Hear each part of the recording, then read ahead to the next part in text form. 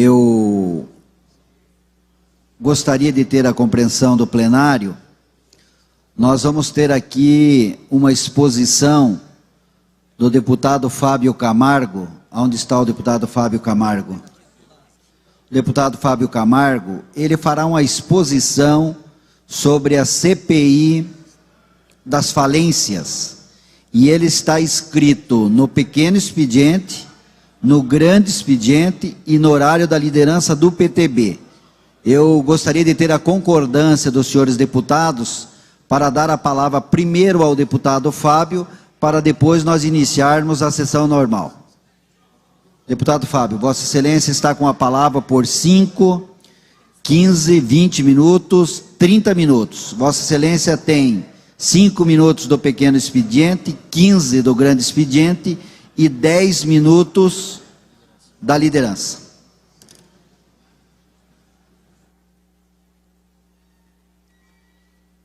Senhor...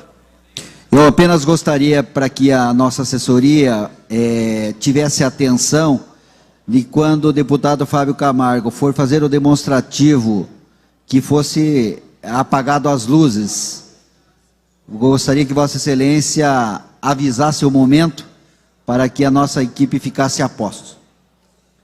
Com a palavra. Senhor presidente, deputado Valdir Rossoni, demais deputados que estão integrando a mesa, deputado Reni Pereira, deputado Cleito Kielce, senhoras e senhores deputados, subo hoje à tribuna para fazer um breve relato sobre a CPI das falências. Antes de mais nada, eu gostaria de agradecer ao presidente Rossoni, que de uma forma prática, objetiva e mostrando uma verdadeira liderança, demonstrou o quanto é importante a independência do nosso legislativo. Quero também, presidente, agradecer os diversos telefonemas que eu recebi de diversos parlamentares aqui, se solidarizando com o trabalho da CPI, que de uma maneira brusca acabou sendo obrigado a ser interrompido por um mandato de segurança proferido pelo desembargador Jone, cedendo liminarmente um pedido da Associação dos Magistrados do Estado do Paraná. Eu creio, presidente, que antes de eu esboçar o trabalho da nossa CPI, eu gostaria de fazer aqui algumas prévias explicações. Nós iniciamos um trabalho aqui no estado do Paraná que poderá servir de exemplo ao Brasil. Nós detectamos aqui no estado do Paraná um verdadeiro esquema que, em tese, é orquestrado por uma organização criminosa que busca tirar proveito financeiro de grandes empresas paranaenses falidas em benefício próprio. Eu vou dar números aos senhores. Existe em tese uma família aqui no estado do Paraná que está administrando, senhores parlamentares, nada mais, nada menos, contando com imóveis, aproximadamente 15 bilhões de reais. Em tese, essa organização criminosa, que não paga os credores, que deixa os funcionários na mão, tiram quase que R$1 milhão, deputado Caíto, líquido por mês. E pior, com uma família influente do Judiciário do Estado do Paraná. Nós, da CPI, fizemos o trabalho até onde deu. A nossa intenção é apenas colher informações para repassar ao Judiciário. Eu quero aqui dizer aos parlamentares, como já comuniquei ao presidente da casa e aos companheiros da CPI, que a cada passo que era dado, eu comunicava ao presidente do Tribunal de Justiça, desembargador Kfouri.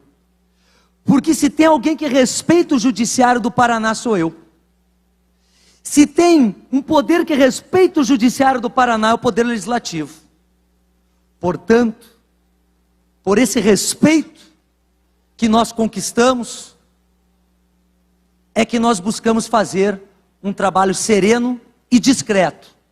Porque enquanto não houve uma medida solicitando a paralisação da CPI, nós estávamos, sim, de forma discreta, apenas colhendo informações e as levando a quem realmente tem que tomar as decisões, que é o presidente do Tribunal de Justiça. No momento da instalação, eu procurei o desembargador Kfouri. No momento que nós fizemos a primeira reunião em Araucária, eu levei ao desembargador Kfouri. No momento em que nós fizemos a segunda reunião em Cascavel, e também buscamos informação de Guarapuava, levamos ao desembargador Kfouri. No momento em que fizemos a de Foz do Iguaçu, da mesma forma. Portanto, nós respeitamos o judiciário, porque sempre deixei claro ao presidente do tribunal, que a última coisa que a CPI ia buscar fazer, é denegrir um poder tão importante e tão sério para o nosso Estado. Aliás, o Poder Judiciário do Paraná é um dos poderes judiciários mais sérios do Brasil. Portanto, aqui não se trata de nenhuma discussão entre poderes. Se trata, sim, de uma associação que acabou defendendo alguns associados e que vocês vão poder entender através dos nossos vídeos. Um corporativismo.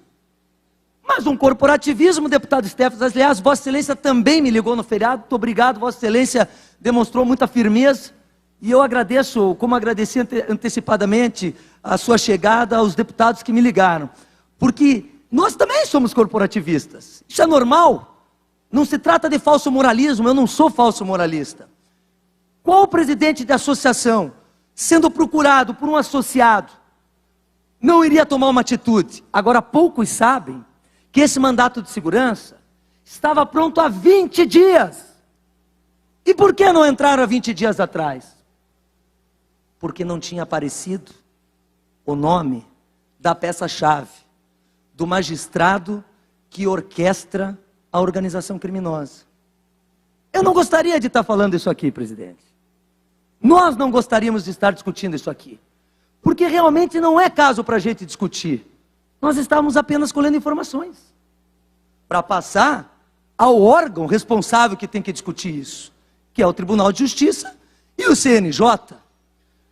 Mas parece que a ansiedade desse magistrado, o nervosismo desse magistrado, fez com que ele, mais 4 magistrados, procurasse o Dr. Gil, presidente da AMAPAR, na Associação dos Magistrados, e convencesse o presidente da Associação dos Magistrados a entrar com essa medida antipopular, antidemocrática, absolutamente relembrando o tempo da ditadura. E aí, me obriga e nos obriga a tomarmos esse tipo de atitude, a expor alguns fatos que com certeza vão deixar os senhores parlamentares e a sociedade impressionados. Então, eu vou solicitar que a gente coloque o vídeo. Logo em seguida eu tenho mais algumas considerações, mas antes de mais nada eu queria fazer um agradecimento também aos deputados Ademir Bier, ao deputado Douglas Fabrício, ao deputado Mauro Moraes, incansável, deputado Nereu Moura participando do CPI em Cascavel, deputado Nelson Larsen, relator, e aliás, um relatório que nós vamos entregar, deputado. Nós vamos entregar, porque nós vamos reverter essa medida judicial. Deputado Kielce, depois nós vamos falar sobre o dossiê e as pressões que nós recebemos. Deputado Gilberto Ribeiro, deputado Nelson Garcia participando ativamente, deputado Péricles, deputado Reni Pereira participou em Foz do Iguaçu, enfim, aos parlamentares que efetivamente colaboraram e sempre agradecendo a presidência que não poupou esforço. Então, por favor, eu queria que colocasse o vídeo. Eu peço que apague a luz para que fique melhor a visão do senhor deputado.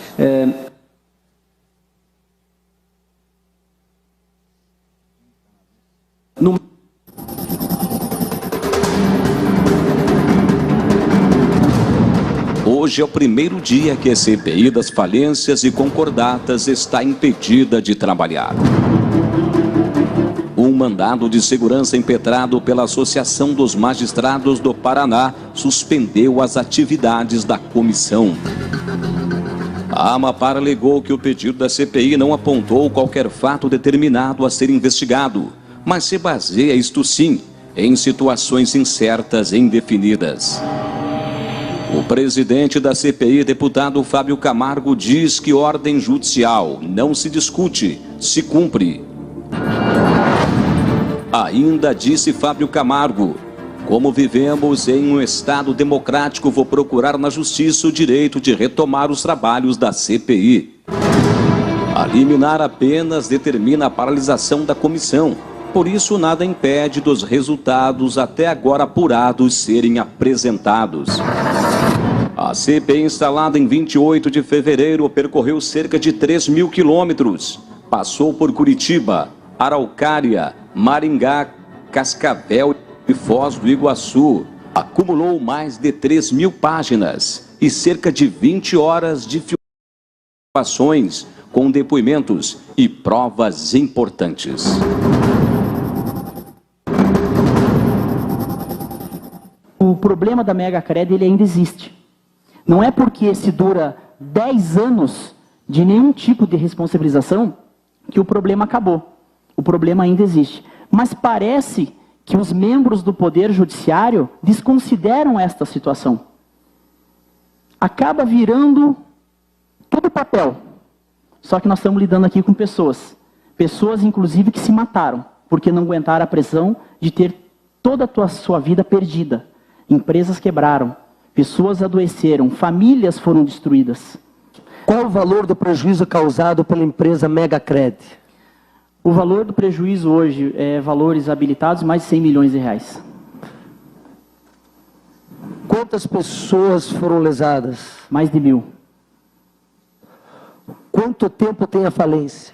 Quase 10 anos.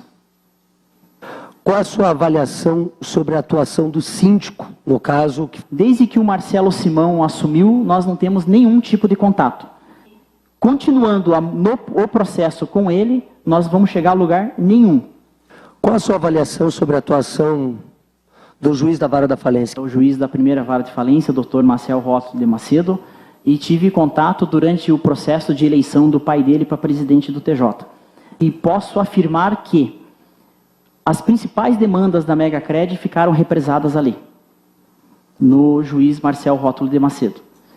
Ocorreu, inclusive, numa oportunidade, eu estava com demais credores indo fazer a diligência no cartório da falência, cheguei no balcão, pedi o processo junto com o advogado. E chegando no cartório, falou: o processo não está disponível.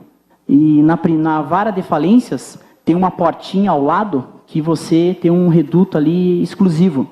Eu fui lá de maneira totalmente despretensiosa e abri a porta. E justamente os advogados dos falidos estavam vendo aquele processo que nós queríamos. Qual magistrado? Não, cartório. Eu estou citando o fato do cartório, na vara de falência, primeira vara. E o titular? Marcel Rótulo de Macedo. A CPI traz uma luz para que nós possamos esclarecer esta atuação. Eu estou com o contrato social aqui e consta como sócio-gerente Albanor José Ferreira. Sim, deputado, esse contrato social foi juntado nos autos, desconstituído esse registro da ação. Através da ação judicial, peço respeito. Qual era o juiz titular? Essa ação tramitou desde 2005 e passou por diversos juízes.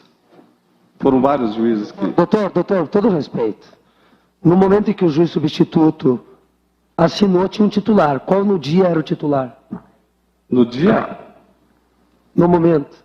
No período. No momento o titular do cartório? Isso, doutor. O juiz titular era Marcel Rótulo de Macedo. Muito obrigado. Titular. Isso aqui é uma comissão parlamentar de inquérito. Eu quero saber Um momento, estou com a palavra. Pois não. Eu quero saber do senhor se o senhor confirma aqui que em momento nenhum o doutor Albanor recebeu prolabore da Mega Crédito. Eu quero saber isso do senhor. Essa situação eu tenho que verificar para poder lhe informar. O senhor, como advogado, o senhor não tem conhecimento. Esse eu não então. tenho conhecimento dessa informação. Não é nós que vamos aqui julgar. Acho que o senhor só está desgastando o seu cliente. Eu posso- Não quero falar nada, mas eu acho que o senhor está desgastando o seu cliente. Excelência, eu agradeço a oportunidade e eu vou entrar com uma petição para pedir a degravação para a gente tomar as medidas judiciais cabíveis. Olha aqui, ó, já está aprovado.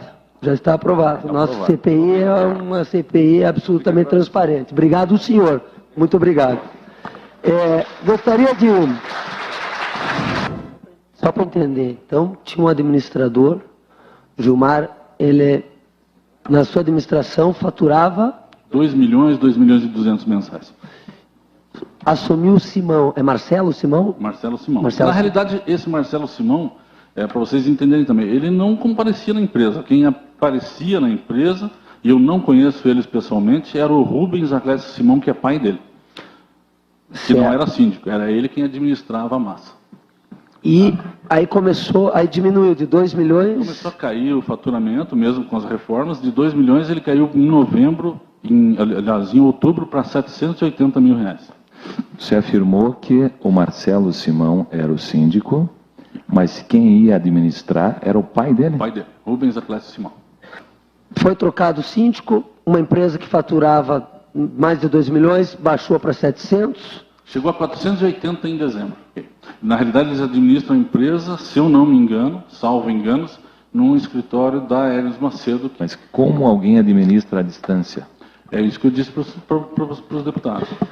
O que ele faz 2 vezes por semana, vão ao escritório, que eu acredito que seja lá na HM. É bem à distância mesmo, deputado Kielce. Acabamos de receber aqui o retorno.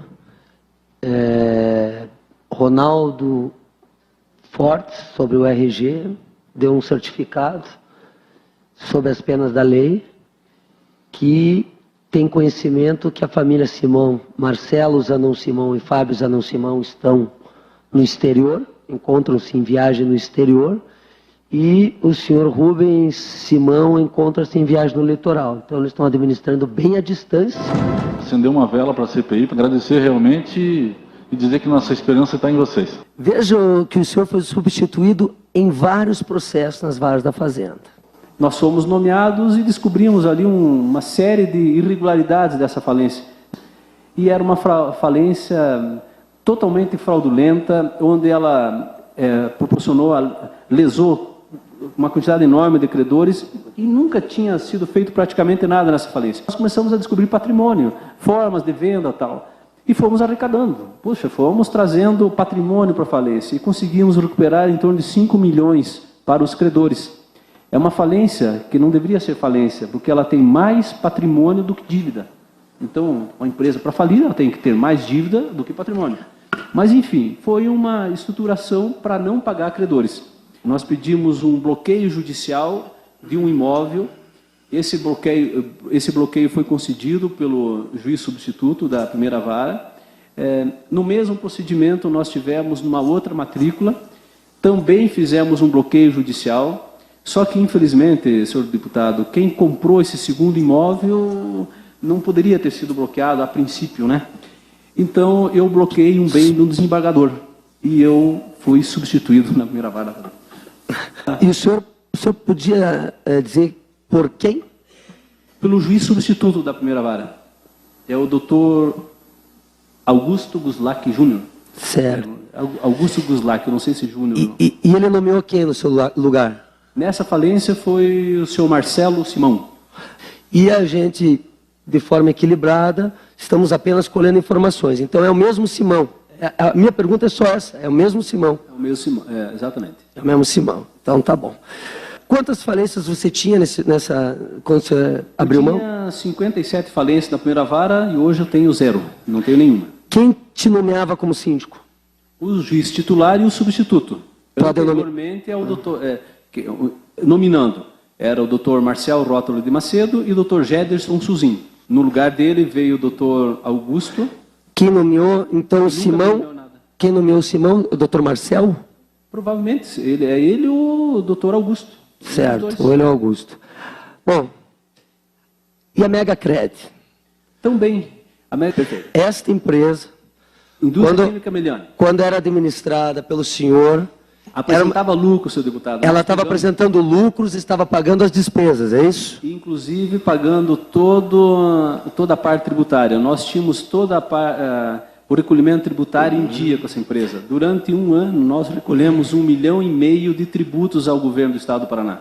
E assumiu um novo síndico. É nesse episódio onde eu perdi a confiança lá por esse bloqueio que eu fiz. Daí, automaticamente, foram me tirada... E o nome da pessoa que assumiu? Foi também o senhor Marcelo Simão. Marcelo Simão. E, a partir do momento que ele começou a administrar, a empresa, ela deixou de dar lucro, ela deixou de pagar os impostos, deixou de pagar os funcionários, é isso que a gente quer saber aqui. Perfeito. Foi aprovado em votação um convite para que o senhor Rubens Aclésio Simão, Fábio Zanon Simão e Marcelo Zanon Simão viessem trazer esclarecimentos, como o senhor trouxe, apenas porque nós estamos buscando informações. Porque uma vez aprovada a convocação, eu vou solicitar o capitão estoqueiro, a partir do momento que a gente passe o endereço para que possa conduzi-los.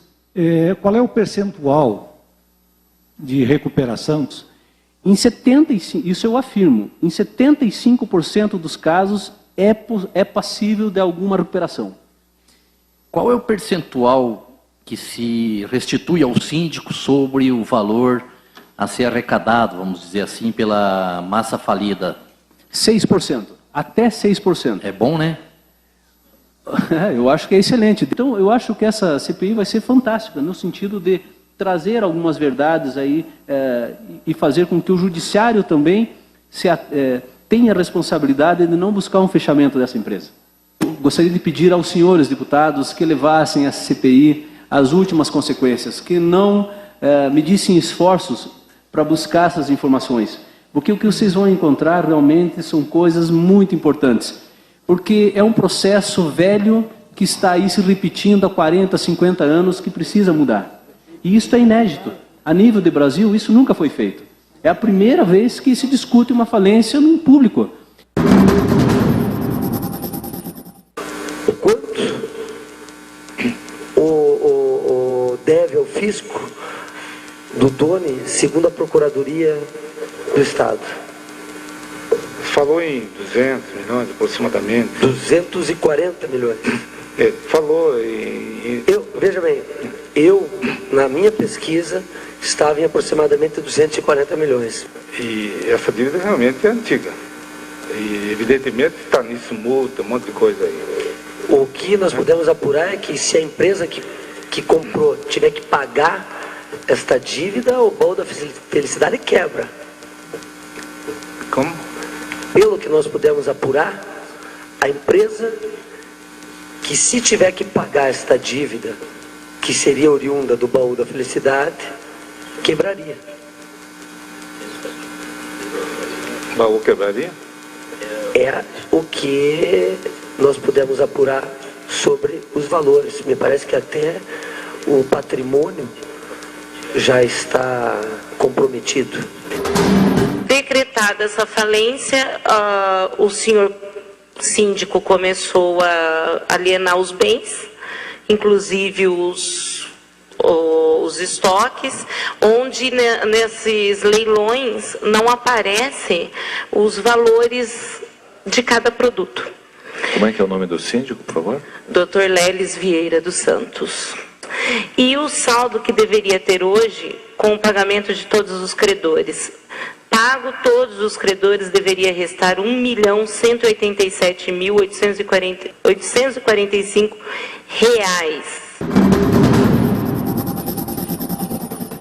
Então, o magistrado, ele, através de uma solicitação da família Simão, ele proíbe que vocês tenham acesso aos volumes do processo. Sim, existe no processo um pedido formalizado pelo senhor Marcelo Simão de que os autos não sejam retirados de carga da segunda vara civil.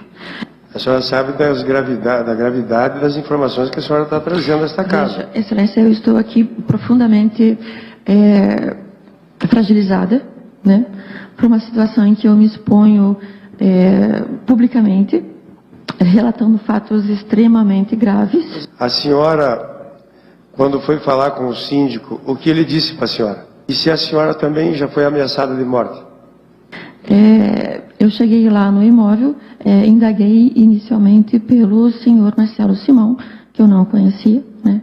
Aguardei por umas 2h30 e fui convidada a entrar numa sala, enfim, cumprimentei o cidadão enquanto administrador e me disse, não, eu sou Rubens Simão, né? Eu falei, não, mas eu gostaria de falar com o administrador judicial, o senhor Marcelo Simão. Ele disse, não, pode conversar comigo que é tudo a mesma coisa. Mas segundo ele, né, ele que conduz, digamos assim, todos os negócios. O senhor Rubens Simão me atingiu de um jeito assim absolutamente grosseiro, se posicionando como uma pessoa que tem poderes excelsos, que detém influências, segundo ele, junto ao Tribunal de Justiça, junto ao STJ, junto ao STF, né?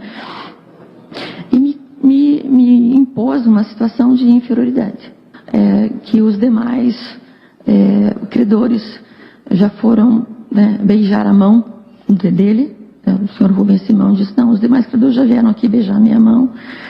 E é assim que a coisa acontece. A senhora foi ameaçada de morte? Veja, eu digo para o senhor que dessa forma direta não, né? O que houve é uma insinuação, né, de que nenhuma pessoa lograria êxito numa demanda judicial.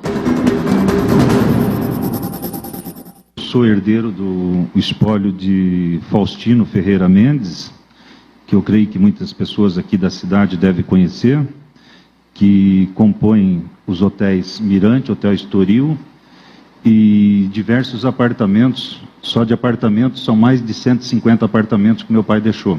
Desde que meu pai faleceu, com todo esse patrimônio, muitos dias para comer eu tive que alguns amigos trazer comida para dentro da minha casa que eu não tinha o que comer. E quando ele colocou o Dr. Marcelo Simão, eu tive esperança que seria solucionado o mais rápido possível, porque ele cita, inclusive, aqui na colocação dele, que pela larga experiência do Dr. Marcelo, seria solucionado muito rápido. Qual magistrado? Dr. Marcos Antônio de Souza Lima, da 4ª Vara. Ele nunca se dirigiu à empresa desde que ele assumiu, nunca convocou uma reunião nem nada com os herdeiros. A minha situação é tão grave que como meu pai possui hotéis, eu tive que entrar com a minha família para dentro dos hotéis para poder me alimentar e ter onde dormir. Aí, para minha surpresa, o novo administrador me chamou e disse, o senhor tem prazo de 24 horas para se retirar de dentro das empresas. Eu falei, mas se eu não me retirar das empresas? Ele pegou e falou, vou chamar reforço policial e retirarei o senhor e sua família. Eu falei, para onde eu vou? O problema é seu. Nesse meio tempo eu me aceitei o infarto. Pelo meu sobrenome ser Café, eu fiz minha campanha com uma bicicleta, minha mulher foi no Paraguai e comprou uma garrafa de café de 5 litros, aí eu ia nas obras distribuía os cafezinhos, mas na inocência, né? Valdivino, nós estamos trabalhando essa CPI há muitos dias, há muitas horas, e de forma muito pesada. Então foi boa a tua vinda aqui, porque acho que é a primeira vez que a gente dá risada e descontrai nessa CPI. Eu já fui retalhado na chegada, né? Já fui retalhado pelo outro encontro que nós fizemos aí. Então já fui retalhado ali na entrada através de um oficial de justiça. Mas quero deixar bem claro que... Não, só um minuto, eu gostaria agora de entender. O senhor está chegando aqui, é isso? Isso. Não. O que eu quero deixar bem claro também, o oficial de justiça que falou para mim, cuidado de você falar isso a respeito da Justiça de Foz do Iguaçu, que você possa se dar mal, não sei o quê.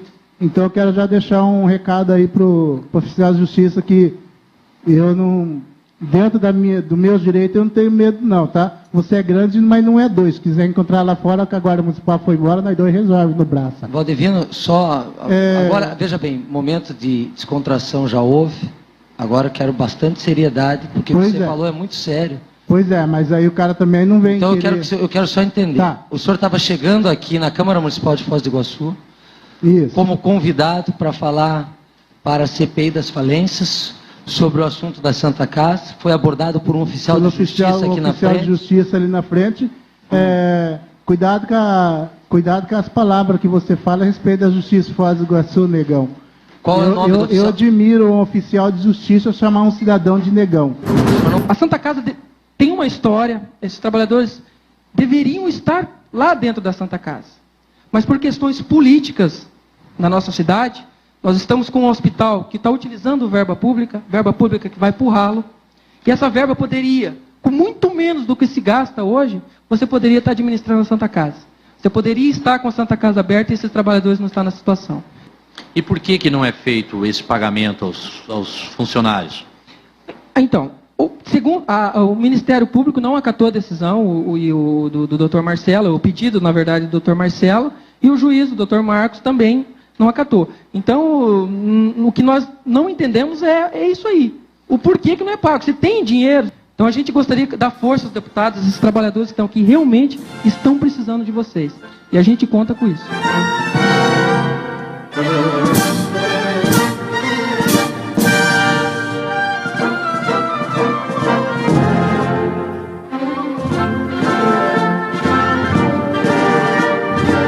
Peço ao deputado Fábio Camargo que conclua. Senhor presidente, na realidade, para concluir, deixar claro aos nobres deputados que ficou evidente o interesse de se desfazer dos imóveis. Um imóvel que vale 5 milhões, se vende por 2, deputado do NVR. Recebe 2 por fora, não se paga os credores, não se paga os funcionários, não se paga os impostos. Agora eu gostaria de mostrar o organograma, onde, concluindo, eu demonstro a organização criminosa formada no estado do Paraná. Antes de mostrar o organograma, o CNJ fez a seguinte publicação. Como se não bastassem os numerosos descasos em virtude do comodismo dos agentes do direito concursal, o direito falimentar atual convive ainda com a proteção de nebulosos interesses e práticas desvirtuadas, que evidentemente não se conformam com o fito da maximização dos haveres creditícios. E é precisamente para chocoalhar este estado de coisas e devolver a dignidade da justiça que alguns deputados paranaenses iniciaram uma mobilização no sentido de instaurar uma comissão parlamentar de inquérito das massas falidas da Assembleia Legislativa do Estado do Paraná.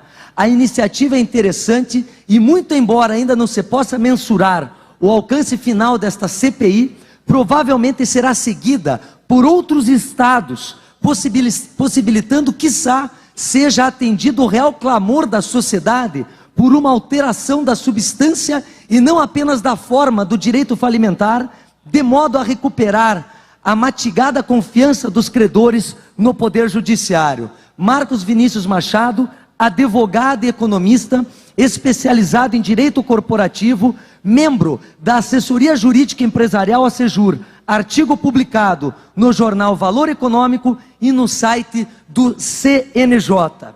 Antes, já está o organograma ou não? Não? Já está aí? Então vejam bem, no organograma nós temos de um lado, acima, 2 magistrados que não aparecem. Por que não aparecem? Porque ainda falta materialidade. Nós temos aproximadamente 3.000 folhas de papéis, mais de 20 horas de fita, muitos depoimentos. Tudo que nós estamos mostrando, nós temos como comprovar. Infelizmente, estamos mostrando aqui. Gostaria de estar fazendo como vinha fazendo antecipadamente. Direto, com tranquilidade, serenidade, somente a presidência do tribunal, para que, de forma discreta, fosse tomando suas providências. Infelizmente, a agressividade dos atos vinda pela Associação dos Magistrados, a pedido do juiz Marcel Rótoli de Macedo, do pedido do juiz Fogaça, do pedido do juiz Augusto, porque esses três comandam a rede. Esses três comandam a rede. Aí eles nomeiam a família Simão. E a família Simão administra a HM. Aliás, hoje eu recebi tantos e-mails, diz que a HM, como é que era o slogan da HM? Era... Deputado Fábio Camargo, eu posso lhe conceder mais um minuto. Alguém, o plenário concorda em ceder mais tempo? Obrigado. Aprovado pelo plenário, Vossa Excelência tem o tempo para concluir. Obrigado, senhores deputados. Diz assim, Rio Grande é o grande rio, que era HM, né? Cadê o patrimônio da HM que a família Simão está administrando? Senhores, a Avan, que foi locada, foi locado para a loja Avan, o terreno. Terreno de Cascavel foi locado, parece que por 4 mil, 6 mil, no mesmo dia relocado por 15. Quanto por fora será que receberam? Quer dizer, será que não dava para vender esses terrenos para pagar os credores e para levantar uma empresa, para gerar emprego, distribuir renda e pagar os impostos? A Disapel, que já houve morte e já houve prisão. A Tip Top, a Megacred, a empresa Ceras Canários, Sabão Guaíra. Essa empresa, como foi denunciada, essa empresa faturava 2,5 milhões. Foi trocado de síndico, foi colocado Simão. Baixou para 700, baixou para 400. E pior, o síndico que foi indicado pelo magistrado, ainda não foi visitar a empresa, apenas o seu pai. Ou seja, a organização criminosa. E aí, vem a respeito da liminar. O que nós mostramos aqui, será que não é fato concreto? Porque a liminar se baseia que não existe fato concreto. Se isso não é um fato concreto, o que é o fato concreto? Se a gente vendo os funcionários da Santa Casa não recebendo, dizendo que o dinheiro está mal administrado, dinheiro de saúde, dinheiro sagrado. Se a gente vê um cidadão cujo pai deixou milhões em imóveis, mas que a família Simão administra e que ele mora de favor. Se a gente vê os funcionários da Megacred sofrendo com um golpe milionário no município de Araucária. Agora, nós temos fatos concretos. Só que hoje toda a sociedade sabe do fato concreto, porque a Amapar acabou entrando com essa medida. Eu quero aproveitar a oportunidade também, deputado Kielce.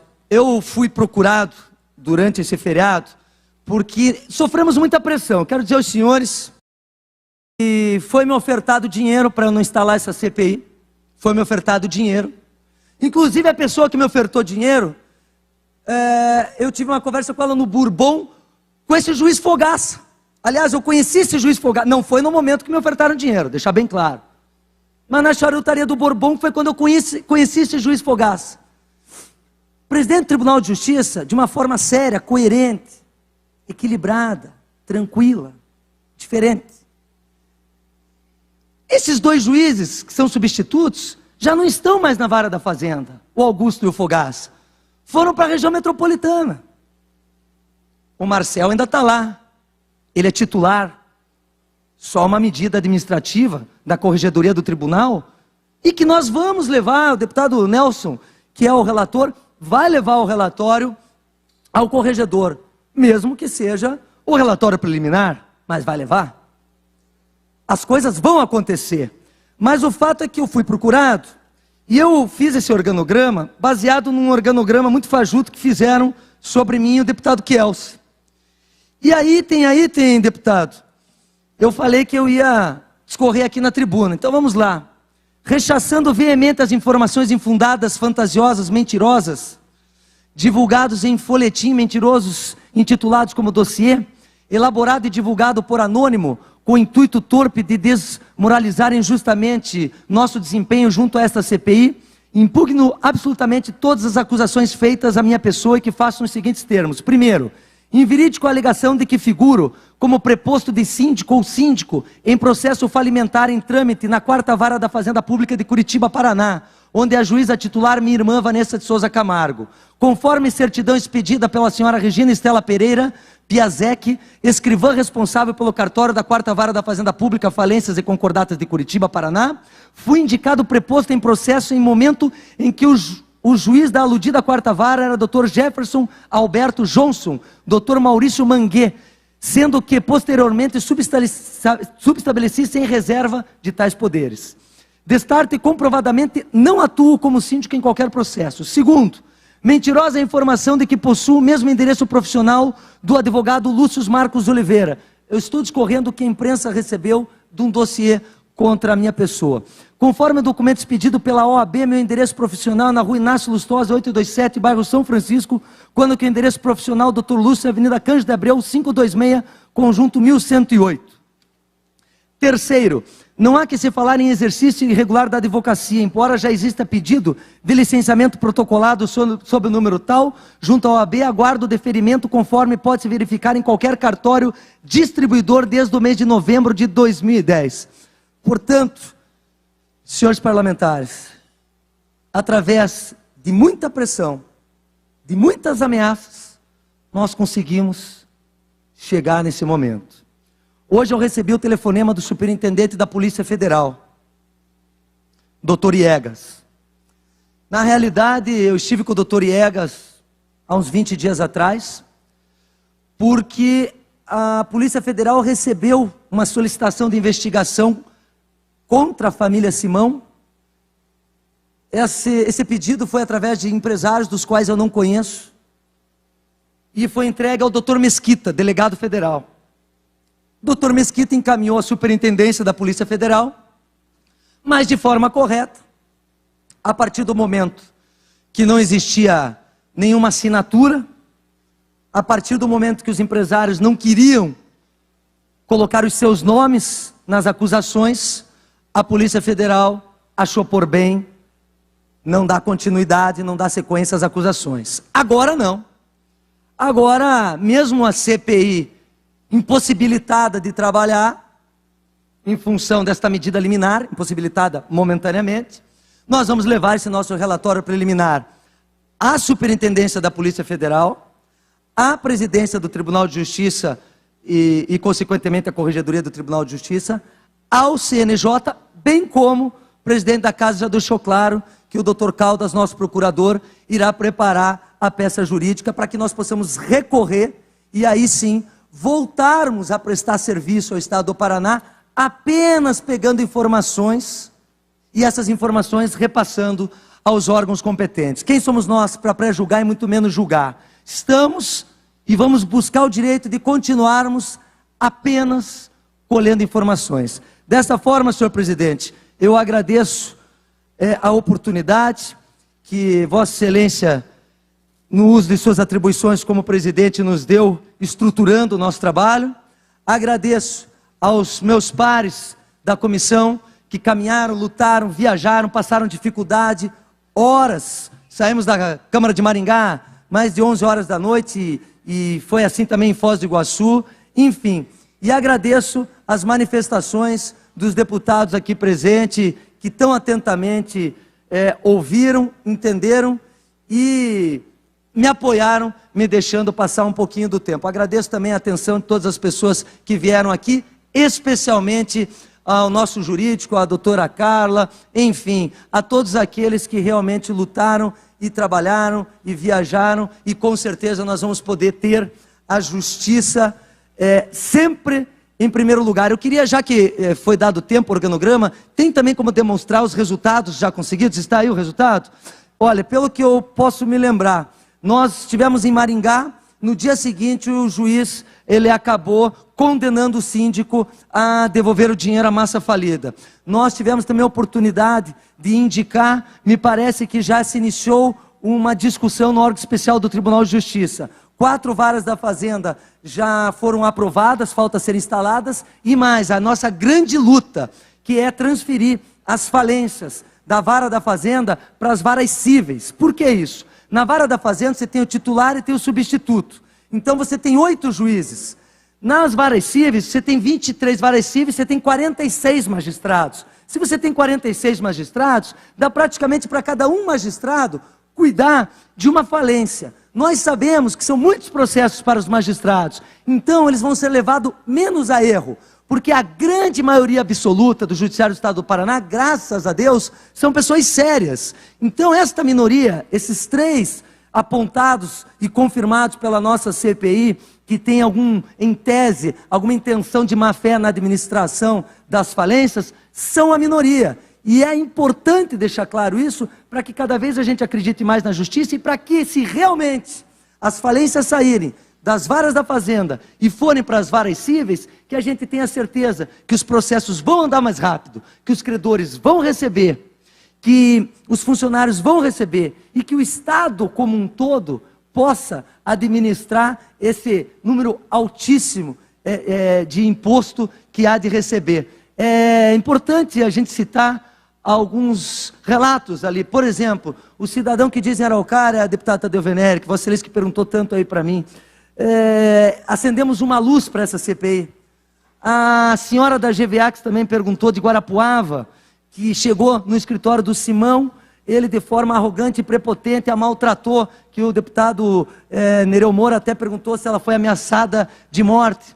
É importante lembrar do presidente da Associação dos Credores da Megacred em Araucária, quando ele conta que ele estava sendo enganado dentro do cartório da primeira vara, cujo responsável é o titular, o juiz Marcel Rótulo de Macedo. É importante quando nós escutamos em Foz do Iguaçu que eles estão torcendo para que a CPI vá a fundo, porque eles ainda acreditam que a justiça vai prevalecer. Por isso, senhoras e senhores, tanta garra, tanta luta e tanta esperança que essa CPI possa sim restabelecer e mais, como diz o CNJ, que essa CPI possa servir de exemplo para o Brasil. Eu estava conversando com o deputado Kielce e nós já recebemos alguns telefonemas de parlamentares de outros estados querendo saber como está sendo a nossa CPI aqui. Por quê?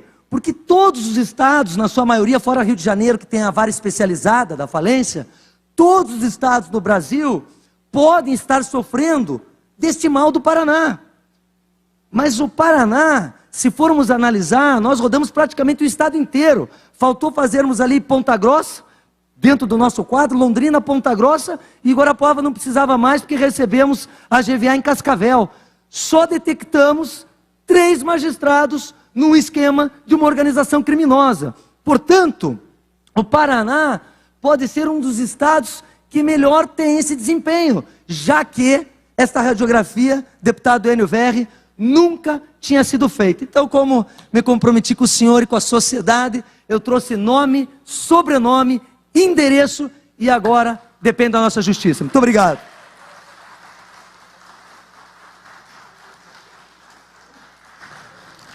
Nós queremos cumprimentar o deputado Fábio Camargo e os membros da CPI e dizer que encaminhei a liminar ao nosso procurador para ver as medidas que a casa deve tomar.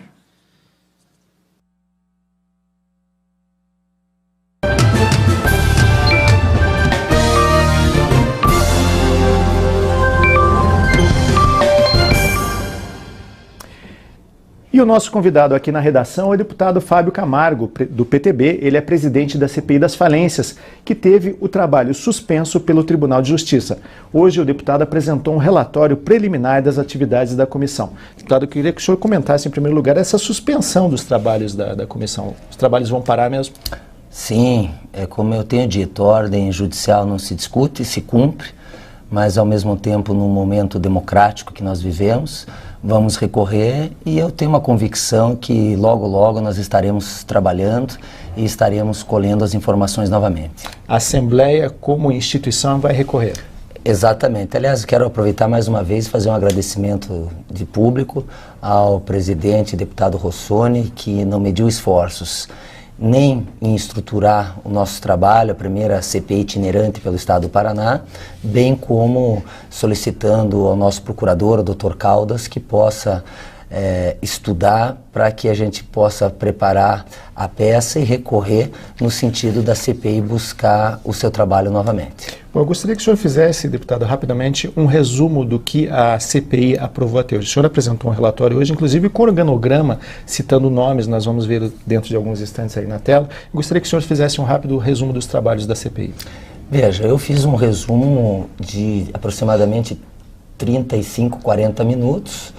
Eu não vou citar nomes aqui na entrevista, afinal de contas eu falei sobre... eu falei com a minha imunidade, né? Portanto, eu não quero correr o risco de perder todo um estudo que foi feito e acabar recebendo algum tipo de processo. Então a gente tem que tomar muito cuidado. É uma CPI muito importante, é uma CPI muito séria, é uma CPI que está ganhando o respeito da sociedade. É difícil a gente tentar falar sobre essa CPI em 5 minutos. O que eu posso dizer é que existem muitas empresas que estavam sendo administradas por uma família. Esta família administra HM, administra TipTop, administra Megacred, administra... Marcelo Simões, Rubens Simões e Fábio Simões. É a família Simão. Desculpa, foi Simão. É a família Simão. E, obviamente, muita gente tem denunciado, trazido a público através da nossa CPI. Eu vejo a GVA em Guarapuava, onde o depoimento de uma senhora foi muito chocante. Nós vemos em Araucária a Sabão Guaíra Ceras Canário, onde o ex-síndico estava conseguindo levantar a empresa, faturava quase 2 milhões e de repente trocaram de síndico, colocaram um Simão e baixou para 700, para 500 e para 400, ou seja, eles vão dilapidando o patrimônio, não pagam os credores, não pagam os funcionários, não pagam os fornecedores, não pagam os impostos e acabam gerando em tese um dinheiro de caixa 2. Então eu te dou outros exemplos, como Foz do Iguaçu, também algo muito chocante, a Santa Casa, como a Megacred, muito chocante, a Araucária. É uma CPI itinerante que passou também por Cascavel e que trouxe à tona Maringá, o caso do Doni, o caso do supermercado Dias em Maringá, onde no dia seguinte um magistrado seríssimo acabou condenando o síndico a devolver o dinheiro. Eu acho que o Judiciário do Estado do Paraná é um dos judiciários mais sérios do Brasil. Haja visto que nós corremos o Estado inteiro e só detectamos 3 magistrados envolvidos em tese numa organização criminosa. Então, o Estado do Paraná está servindo de exemplo para o Brasil. Existe um artigo publicado no CNJ, do qual eu li hoje no plenário, onde o CNJ diz que o Paraná é o primeiro estado que está estudando o caso e que servirá de exemplo para o Brasil. Hoje eu já recebi telefonemas de 2 assembleias legislativas de outros estados, um da região norte e outro da região sul, onde eles também pretendem atuar com um trabalho parecido com o nosso. O único estado brasileiro que tem uma vara especializada na falência é o estado do Rio de Janeiro. Os demais estados precisam sim de um estudo e a CPI jamais tem a arrogância de pré-julgar ou de julgar. O nosso trabalho é simples, é apenas colher as informações e repassar aos órgãos oficiais, no caso o Tribunal de Justiça e o CNJ. E é o que nós estamos fazendo. O presidente da Amapar, o Dr. Gil, ele foi pressionado por 3 ou 4 magistrados que acabaram aparecendo nas investigações, acabou tomando a iniciativa de entrar com mandato de segurança, conseguiu uma decisão liminar, uma decisão que segura as nossas investigações por acredito que por um pequeno período, nós vamos recorrer. Tomou uma decisão defendendo os seus associados, dá para entender isso, né? E é uma decisão corporativista, vamos dizer assim, a gente tem que entender, mas o fato é que o trabalho da CPI hoje mostrou muita competência. Eu quero agradecer todos os deputados que fizeram parte da nossa CPI, deputado Kielce, deputado Mauro Moraes, deputado Nelson Garcia, Nelson Larsen, deputado Nereu Moura, enfim, deputados que realmente, deputado Péricles, deputado Bier, são deputados que atuaram mesmo na CPI. E a Justiça já tomou algumas medidas após os trabalhos da CPI, deputado? Sem sombra de dúvida. Você veja que no organograma 2 magistrados que apareceram, eles eram substitutos da Vara da Fazenda, foram removidos. Foi proposta a criação de mais 4 varas da Fazenda. Foi também proposta a retirada das falências das varas da Fazenda para serem remetidas às varas cíveis. Por quê? Porque na vara da Fazenda são 4 varas da Fazenda. Daí você tem o juiz substituto e o titular. São 8 juízes. Se nós temos 23 varas cíveis, são 46 juízes. Se você remeter essa matéria para lá, 46 juízes é praticamente um juiz para cada falência grande. Ou seja, o magistrado, ele vai errar menos, ou vai ser menos levado a erro, porque muitas vezes o magistrado pode ser levado a erro. Eu não vejo má fé no judiciário, não, muito pelo contrário, eu vejo muita seriedade no judiciário. Apenas 3 juízes apareceram, em tese, demonstrando má fé, indicando uma família que está trazendo prejuízo às famílias paranaenses. Bom, para o presidente da Assembleia, o deputado Valdir Rossoni, do PSDB, não existem razões para o Tribunal de Justiça suspender o trabalho da CPI das falências. Vamos acompanhar. Até o presente momento, nós não vimos nenhuma atitude da CPI que pudesse prejudicar o judiciário. Eu acho que até está colaborando para que se esclareça essa questão das falências tão nebulosa. Eles alegam, inclusive, que houve falha na própria abertura, que a abertura foi com base em argumentos muito amplos, nada muito específico. Como que houve essa questão? Houve uma análise da mesa executiva? Eu acho que essa é uma preocupação não apropriada, porque quem não tem nada a esconder, não há preocupação. O importante é que se esclareça, porque a verdade vindo à tona, certamente, se a lisura do processo estiver ocorrendo, não há nenhuma dificuldade. Deputado, para esclarecer, quanto de dinheiro está envolvido nesse caso? É muito, veja, dá para nós temos que entender a HM. A HM é uma falência de mais de 15 anos, tem imóveis no Brasil inteiro. Então, você pega imóveis dessas empresas... Mas dá para a gente fazer uma estimativa? Dá, uma estimativa de aproximadamente 15 bilhões, talvez, que uma família administra. É muito. Você vê aí, em tese, eu demonstrei hoje que um faturamento líquido de uma administração dessa pode chegar a 1 milhão, com dinheiro por dentro e por fora. Tem uma falência que essa família ousou pedir 100 mil reais para administrar uma empresa. Então, realmente, estava na hora de alguém ter a coragem de levantar essa bandeira. Os deputados da CPI tiveram, eu apenas presidi. Nós temos os deputados que lutaram, trabalharam, viajaram, passaram por dificuldades, sofreram pressões. E eu acredito que nós vamos reverter esse quadro, porque quando a Amapar diz que não há um motivo específico, hoje, depois da demonstração... Associação dos Magistrados do Paraná. A Amapar, didaticamente, a Associação dos Magistrados do Paraná. Quando eu mostrei hoje em plenário, ficou claro que os motivos são concretos. Nós estamos vendo pessoas passando por dificuldade, pessoas sendo lesadas, empresas que poderiam estar gerando emprego e distribuindo renda, sendo destruídas por interesses pessoais, por uma organização criminosa. Então, eu tenho uma convicção que hoje nós provamos a nossa competência, a nossa seriedade e, acima de tudo, a nossa transparência.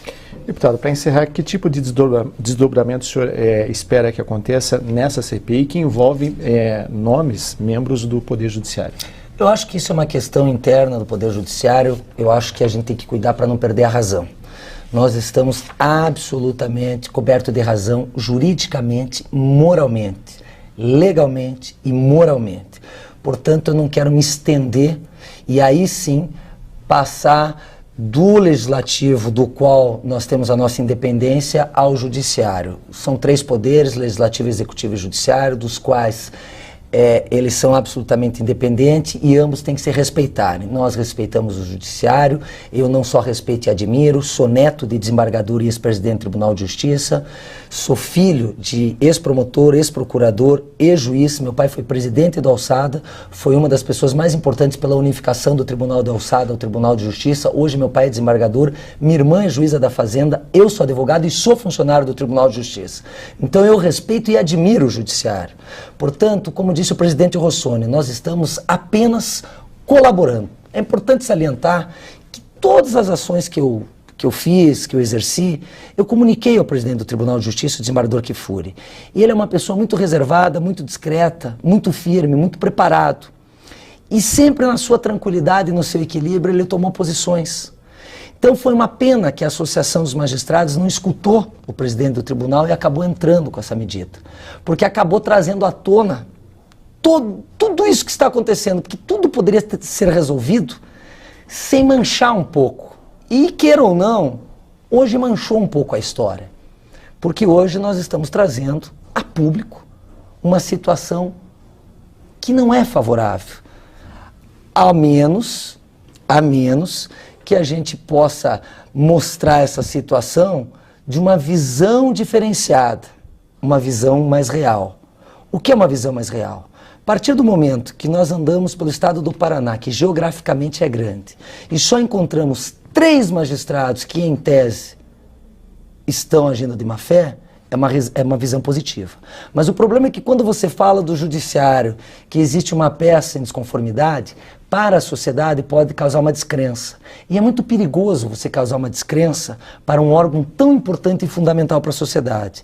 Então, o nosso objetivo era só colher as informações e repassar ao Poder Judiciário no sentido de que as coisas pudessem se movimentar, mudar e acabar melhorando a situação dos credores, dos funcionários e do fisco. Infelizmente, com a medida da Associação dos Magistrados, com a liminar sendo aceita e com o posicionamento dos magistrados citados, nós acabamos tornando a público o que eu espero que a sociedade não perca de forma nenhuma a credibilidade deste poder que é sério e que é direito.